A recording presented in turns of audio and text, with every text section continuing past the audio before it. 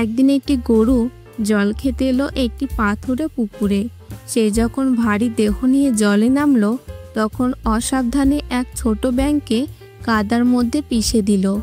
ব্যাঙটির বৃদ্ধা মা খুব শিগগিরই খেয়াল করলো যে ছোট ব্যাঙটি নেই, যার কারণে তার ভাই বোনদের জিজ্ঞাসা করলো ও কোথায় গেল।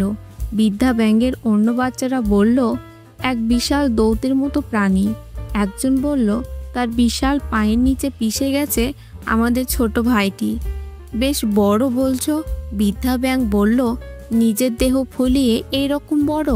না না, তার চেয়েও অনেক বড়, সবাই একসাথে বলল। বৃদ্ধা ব্যাঙ আরও ফুলে উঠল। এবার সে জিজ্ঞাসা করলো, তবুও ছোট ব্যাঙগুলো বলল ওটা ছিল আরও অনেক অনেক বড়। বৃদ্ধা ব্যাঙ রেগে গিয়ে একদম ফুলে উঠতে লাগলো, আরও আরও। শেষে হঠাৎ করেই সে ফেটে গেল।